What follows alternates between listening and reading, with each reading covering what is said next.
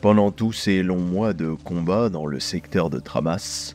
Triplex n'était pas resté inactif, sa vaste manufacture produisant un flux presque infini de machines de guerre et de munitions, certaines envoyées directement au conflit et la plus grande partie mise de côté en guise de tribut pour le maître de guerre.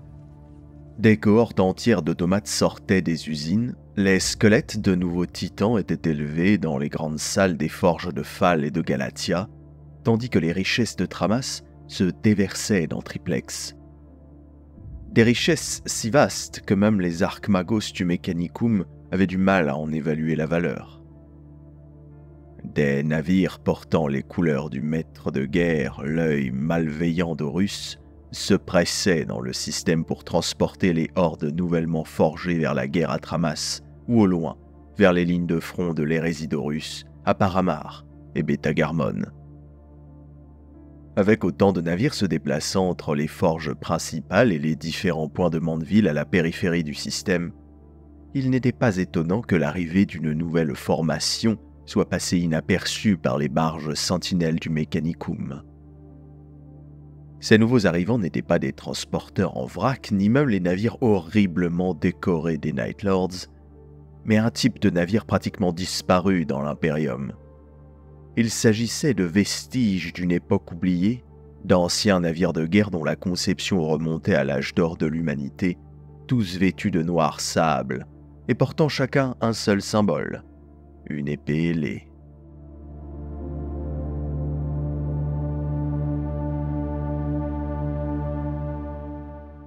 Les Dark Angels avaient été envoyés par Horus dans les lointains mondes boucliers, une enclave de l'humanité située dans le vide intersidéral entre les galaxies et liée d'une certaine manière à une race Xénos inconnue dans notre propre royaume.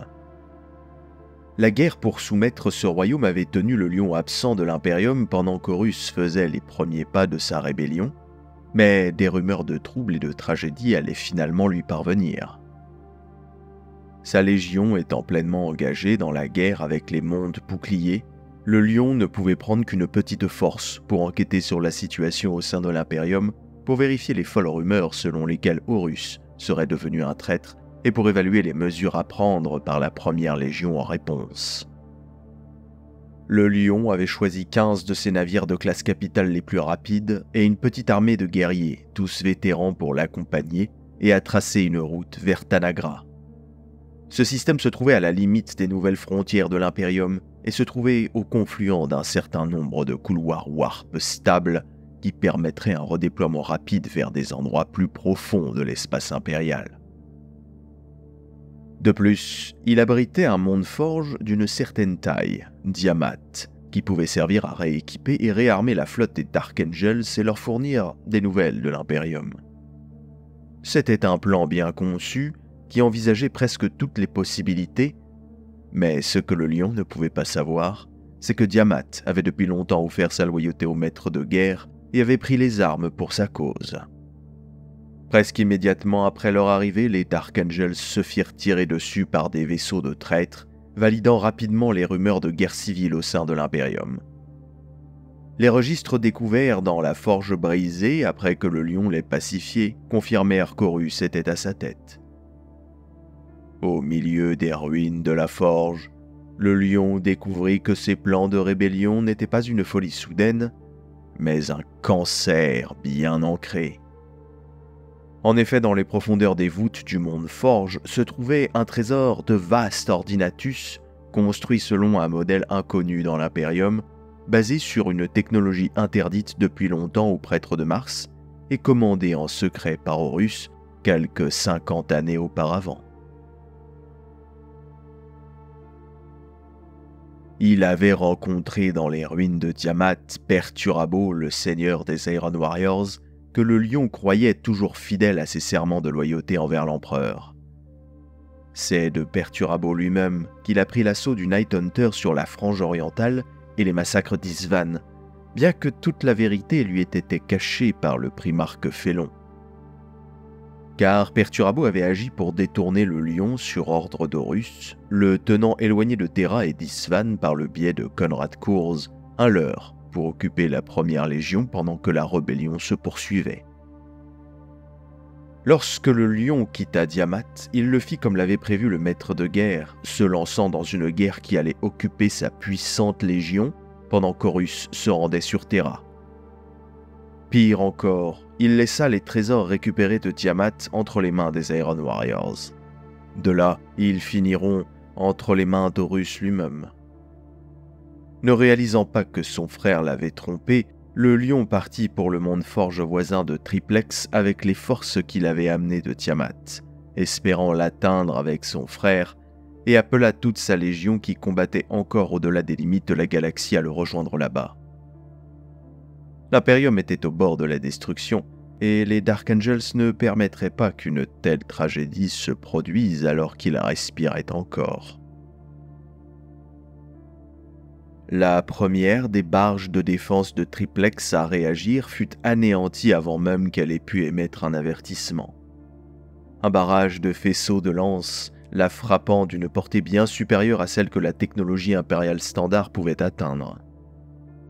Comme un signal préétabli, la flottille noire a systématiquement réduit tous les navires à portée de ces armes stupéfiantes à des coques brisées et des épaves à la dérive.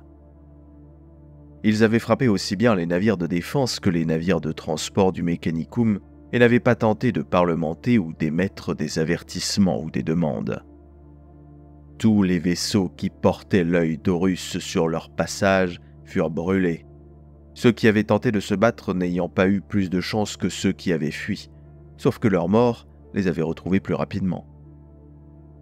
Un seul escadron de croiseurs lourds et de frégates Night Lords engagea l'ennemi à une distance extrême, les vaisseaux de la Légionesse Astartes parvenant enfin à opposer une réelle résistance aux nouveaux venus. Mais même ces formidables navires se trouvèrent mis à rude épreuve dans la bataille.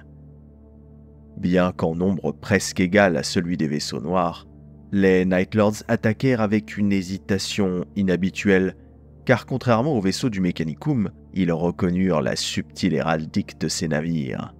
C'était un petit groupe de la Première Légion, un seul escadron de croiseurs reliques offert par l'empereur lui-même, et en outre, c'était le signe avant-coureur de quelque chose de bien plus terrible. Le maître de guerre avait comploté pour envoyer la Première Légion loin de sa rébellion, tout cela pour s'assurer qu'un guerrier qu'il craignait se perde dans les endroits sombres de la galaxie pendant qu'il volait le trône de l'empereur. Et maintenant, il semblait que cet homme qu'Horus ne voulait pas affronter était revenu. Le lion était entré en guerre, et pire encore, le stoïque seigneur de Caliban éprouvait de la colère par les actions de son frère. En l'espace de quelques instants de silence, le croiseur de tête des Night Lords, le Shadow of Justice, avait été ratissé par des tirs de lance précis et estropié, laissé en vie mais incapable de repousser les escadrilles d'embarquement de Dreadclaw qui l'attaquaient. Plutôt que de tenter de sauver leur frère, les autres croiseurs abandonnèrent le combat, troquant leur courage contre le pragmatisme et se retirant pour se battre à nouveau. À bord du Shadow of Justice, les survivants de l'équipage des Night Lords se préparaient pour leur combat final, espérant peut-être échapper au destin inévitable qui les attendait, mais les guerriers qui sortirent des modules d'abordage ne leur offrirent aucune mort honorable. Portant l'emblème du sablier de la Dreadwing, ils se sont emparés des principaux points de jonction et des cloisons avant d'inonder des sections entières du vaisseau de Phosphex et de Biophage, massacrant la plupart des Night Lords sans même lever une lame. Seul le pont du navire fut épargné, isolé, car les cris et les gargouillements des mourants résonnaient dans tout le navire. Puis une fois que tout fut devenu silencieux, le lion lui-même détruisit le portail d'entrée renforcé et blindé. Des coups de feu et des lames frappèrent l'armure du Primarque, sans grand effet. Sa surface ayant été testée pour résister à de telles attaques insignifiantes, et le lion dégagea ses renégats de son chemin avec quelques puissants coups d'épée. Le prêteur commandant du Shadow of Justice quitta sa cachette après avoir sacrifié ses frères en échange d'un seul coup dans le dos du Primarque pour se retrouver pris dans l'étau du lion. Son coup fatal fut déjoué avec une indifférence désinvolte. Le prêteur des Night Lords cracha ses malédictions sur le lion et se prépara à sa mort, mais ce ne fut pas sa fin. Et avant de traîner son invité réticent dans les profondeurs de l'Invisible Reason, le lion prit la parole. « J'étais heureux dans les endroits sombres de la galaxie, heureux de tuer au nom de l'Imperium et d'être oublié. Mais vous m'avez rappelé avec vos pathétiques lamentations de rébellion, car vous avez mis en danger l'empire que mon labeur a construit, et pour cela, il y a un prix à payer. Je parlerai d'abord de mes frères, Kurz et Horus, puis tu apprendras ce que la terreur signifie vraiment durant les brefs vestiges de ton existence. » La flotte des Dark Angels, qui comptait 18 navires de classe capitale et pas plus de 100 frégates et engins de combat de moindre importance, a pris position dans le système extérieur alors que les seigneurs de Triplex rassemblaient toutes leurs forces en orbite autour de Galatia, le plus proche de ces deux derniers mondes forges intacts.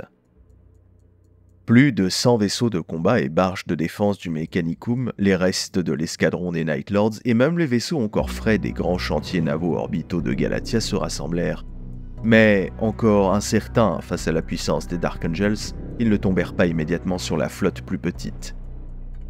Cela devait signer leur perte, car tandis que les interrogateurs adeptes du Firewing arrachaient des secrets de l'esprit du prêteur des Night Lords capturés, d'autres Dark Angels répondirent à l'appel de leur seigneur. Comme s'ils avaient été appelés depuis le plus noir des dépôts de l'espace, des ouvertures warp se formèrent à travers le système et dégorgèrent des dizaines de croiseurs et autres vaisseaux de classe capitale de couleur noire, car la flotte de la première légion dépassait en nombre beaucoup de ses légions sœurs et avait maintenant été mise à contribution sur Triplex en masse par le commandement du Lion. Ce devait être une leçon objective, non pas de la peur de ce qui pourrait arriver si l'ennemi résistait, comme les Night Lords avaient tenté de l'enseigner à Tramas, mais de la certitude de la destruction pour ceux qui oseraient s'opposer au Lion. Les escadrons en noir de la première tombèrent sur la puissante flotte de Triplex et ses alliés, alors qu'ils se blottissaient pitoyablement dans les constellations protectrices de plateformes de tir et de vastes chantiers navals en orbite de Galatia, et les mirent en pièces. On ne pouvait pas décemment appeler cela une bataille. Frappant de tous les vecteurs, les navires de la première légion sont tombés sur la flotte des traîtres, leurs armes reliques visant l'ennemi depuis le ciel avec une efficacité terrifiante. En infériorité numérique par rapport à un pitoyable 2 contre 1, les Dark Angels évitèrent toute prétention de stratégie complexe et ont simplement écarté les vaisseaux de moindre importance qui s'opposaient à eux, laissant un champ dense de débris en orbite qui se sont déversés sur Galatia comme une pluie de feu. Alors que les canons du Mechanicum s'enflammaient autour d'eux, l'escadron des Night Lords abandonna la défense et lança un assaut concerté sur le cuirassé Undying Will des Dark Angels. Dans un échange de tirs féroces, ils réussirent à le paralyser, ne perdant que 2 des leurs. Après avoir forcé une ouverture dans l'armada des Dark Angels qui les encerclait, les Night Lords, luttant avec la férocité des condamnés, se sont éloignés de la flotte de la première légion, et les 3 croiseurs survivants et leur escorte ont disparu dans la sécurité douteuse du Warp. Les barges du Mechanicum qui restèrent moururent pour défendre leur forge, chacune continuant à tirer même lorsque les Dark Angels les découpaient en morceaux, les équipages de serviteurs travaillant à maintenir la barge même lorsqu'elle brûlait. Malgré cette bravoure forcée, ils ne purent retenir la main de la mort qui pesait sur eux, et en l'espace de quelques heures seulement, les Dark Angels eurent le contrôle total de l'orbite de Galatia.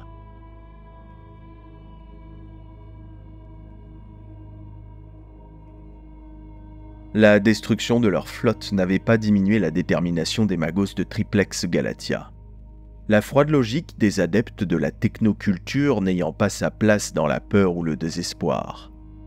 Ils mirent en place leur formidable défense de surface et se préparèrent à repousser un atterrissage planétaire en supposant qu'aucun attaquant n'oserait menacer les vastes usines et leurs forges par un bombardement orbital aveugle et qu'ils pourraient tenir les Dark Angels à distance jusqu'à ce que des renforts de Phal ou de l'extérieur arrivent pour lever le siège. Cependant, les Dark Angels n'avaient pas l'intention de mener un long siège ou un assaut conventionnel,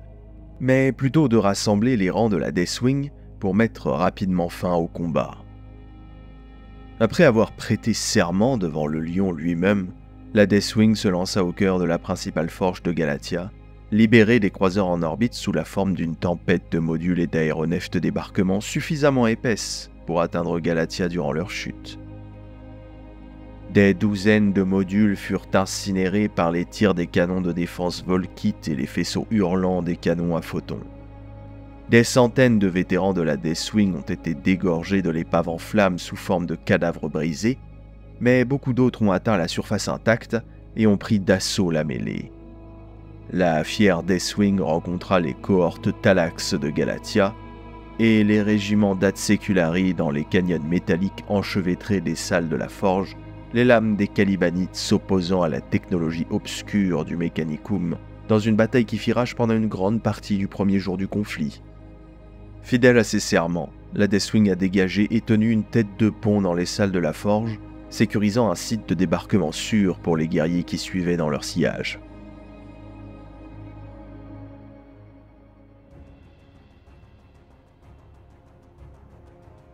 La deuxième vague de l'assaut des Dark Angels avait été menée par les initiés de la Dreadwing et par l'escaton Marduk Cedras, qui portait l'armure Terminator cérémoniale de l'Ordre du Sceptre Brisé, un guerrier qui avait supervisé la mort de mondes au-delà du compte au nom de l'Empereur et de son primarque. La flamme de plasma purgea les anciennes forges DNS de Galatia, les Terminator Interemptor et Naufragias ne laissaient aucune pierre debout au cours de leur avancée, une profanation destinée à appâter le Mechanicum et à le forcer à engager le gros de ses forces dans la bataille, ou à faire face à la lente annihilation de ses salles sacrées. Leur plan allait se révéler encore plus efficace qu'espéré, bien que peut-être plus que ce à quoi la première légion avait été préparée. Galatia et sa grande sœur, Phal, avaient longtemps expérimenté des technologies interdites et des théories maléfiques, violant l'autorité de Mars pour accroître leur propre pouvoir sans se faire remarquer aux confins de l'Imperium. Et maintenant, au bord de la destruction, ils libérèrent ce pouvoir ouvertement. De gigantesques automates de conception inconnue ont percé des trous dans la réalité avec des armes à rayons arcanes et ont libéré une énergie warp brute sur les Dark Angels, tandis que des Harpax artificiels essaimaient dans le ciel au-dessus d'eux, leur intelligence grandissant avec leur nombre alors qu'ils s'attaquaient aux Space Marines en dessous, forçant les Dark Angels à stopper leur avance et à fortifier les positions qu'ils avaient revendiquées. Avec des automates forgés par les technologies corrompues et interdites maîtrisées par les magos déchus de Galatia qui sévissaient dans la zone d'atterrissage et la Dreadwing qui avait du mal à les tenir en échec, leur lourde armure stérilisée par les arts cyber-thaumaturgiques des technomagos, Lionel Johnson invoqua l'ancien plan d'urgence Icaros et ordonna au maître de l'armurerie de réveiller les Ex-Indio qui sommeillaient dans les voûtes de stase les plus profondes de l'Invisible Reason.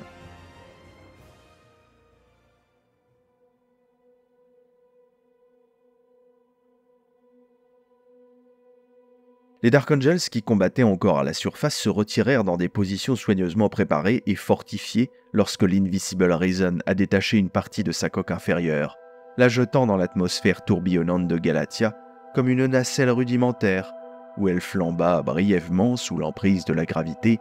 avant de frapper les imposantes spires et salles autour de la zone d'atterrissage des Dark Angels.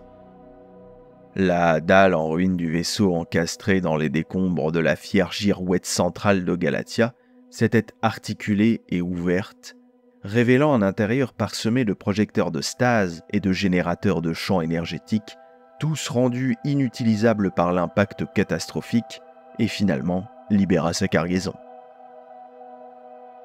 Cette cargaison était vraiment terrible.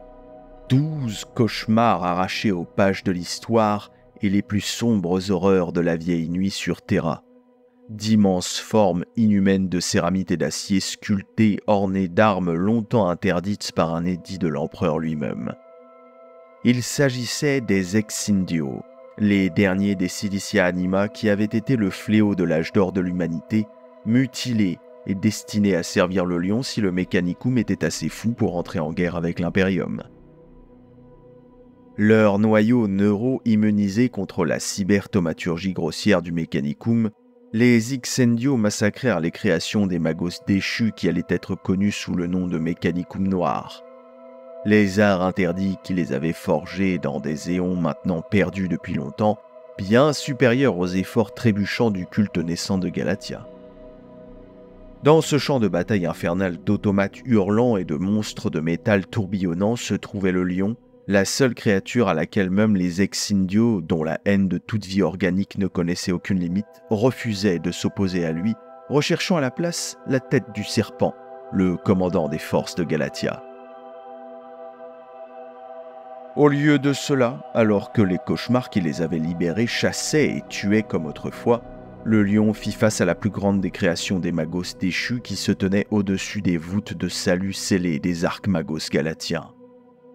Une énorme construction multipatte de laiton et d'acier se dressait au-dessus du primarque, sa queue munie d'armes arcaniques et de griffes en forme de faux s'avançant vers le seigneur de Caliban, un monstre plus grand encore que les bêtes de ce monde lointain. Il existe assez peu de récits sur ce qui suit, car sur ce champ de bataille, aucun humain mortel ne pouvait survivre. C'était le repère des démons et des dieux seuls. Ce que l'on sait, c'est que lorsque les Dark Angels revinrent sur le champ de bataille, alors que le soleil déclinait et que la nuit tombait sur Galatia, Lionel Johnson se tenait seul au milieu d'un champ énergétique de cadavres métalliques et de coquilles dormantes des 7 Xendio survivants, dont les réserves d'énergie limitées s'étaient épuisées et les avaient replongés dans un état de torpeur. Les profondes voûtes de salut furent déterrées par la Dreadwing et Eschaton Sardas lui-même supervisa la purge de ses chambres avec du phosphex, massacrant les membres survivants de la direction galatienne et procédant ensuite à l'installation de charges à fusion dans les salles de forge et les manufactoria. Au cours des semaines qui suivirent, les Dark Angels éliminèrent systématiquement les automates et les technoprêtres survivants et détruisirent toute trace de la technologie interdite qui avait été déchaînée contre eux. Seuls les chantiers navals orbitaux furent laissés intacts afin qu'ils puissent servir l'Imperium dans sa guerre et contribuer aux réparations des dégâts que la flotte des Dark Angels avait subis en s'emparant de Galatia. Une fois qu'ils eurent achevé la destruction finale de ce monde, ne laissant que ruines et décombres, le lion tourna son regard vers Phal, le plus grand des 3 mondes forges de Triplex, et désormais le seul à être resté intact. Phal avait rassemblé autour d'elle toutes les forces militaires qui restaient dans le système, une flotte importante et une armée puissante qui se tenait prête à défendre le monde, bien qu'elle ne soit pas supérieure à la force qui avait été oblitérée en orbite de Galatia. La lente destruction de Galatia avait laissé aux Magos de Phal le temps de réfléchir aux dangers de leur situation, certains choisissant de rassembler leurs apprentis et leurs biens avant de fuir le système, tandis que d'autres refusaient de quitter la planète. Lorsque les Dark Angels quittèrent Galatia et s'approchèrent de Phal, ils le firent en formation d'attaque, s'attendant à trouver un monde en armes contre eux.